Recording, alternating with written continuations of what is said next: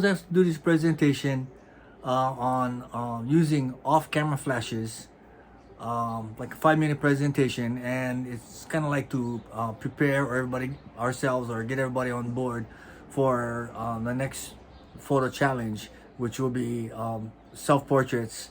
And I guess the emphasis is to encourage everybody to use off-camera flashes. Um, why we need to use off-camera flashes, you ask? It's because using a flash off camera will allow us to do more dynamic photos than as opposed to a on-camera flash, which will produce a flat light. It will just come straight to you, bounce off, and there is no shadows, no contrast and stuff. So our challenge is to use the lights off camera from an angle, and there's many ways to do that.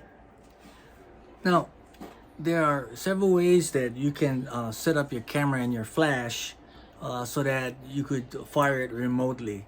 I use a Nikon D800, and so the I think it's 700, the D700 and higher, and possibly some of the lower newer cameras can do it, but they use a system called the creative lighting system, which is you can put the flash remotely and fire it using the infrared light which the camera shoots out.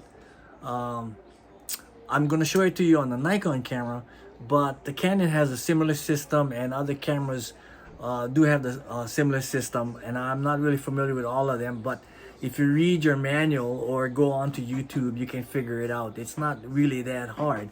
So I'm gonna show you on this camera how I set my camera up when I use the creative lighting system. Yeah, like I said, I'm using a Nikon. My camera is a D800. So you go into the menu and go to custom setting menu, and then go to bracketing flash, and then find your flash control for built-in flash, and then commander mode, and then you have this menu come up. The built-in flash, you can set the built-in flash. This is for your pop-up flash. It controls your pop-up flash. You can set it to manual. You can set it to TTL, and you have this double line there, and the double line indicates that it's in the trigger mode. So what it will do is it will make the flash fire, but it will not have too much of an effect on the subject that you are trying to photograph.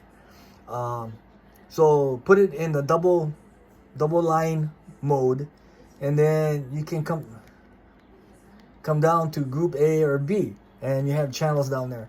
Okay, so since we're using only one flash, we'll just use group A.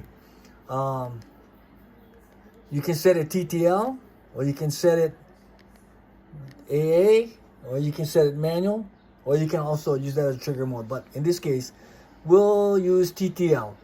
And then you have your exposure compensation, where you can kind of mess around with that, whatever you need. This will control your camera. Your camera can be as far as that light will reach, and it's pretty far.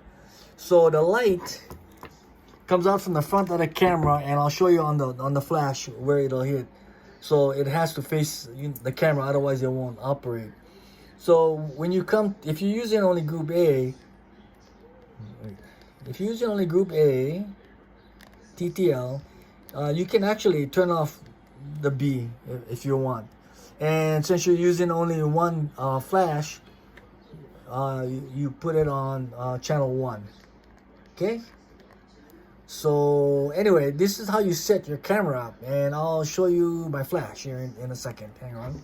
So this is my flash, and this is my Nikon SB5000, and it's compatible with using the creative lighting system. So anyway, first thing you gotta do is you gotta put the switch on the remote function right there. I don't know how good you can see that. Wait. The remote function right there. Okay, and then you get this screen show up, and it'll say that it's on remote, and then you have a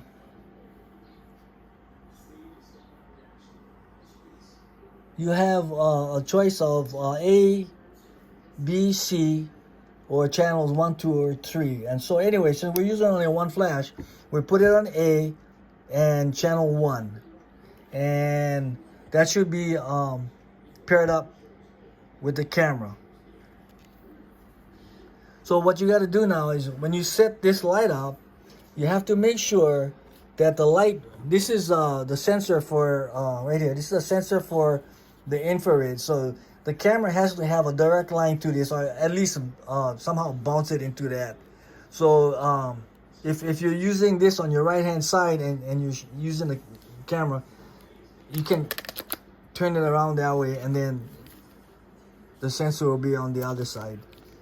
I don't know if that makes sense or not. But anyway, once you have your camera set up that way, check kind of go back now. Check go back. Okay.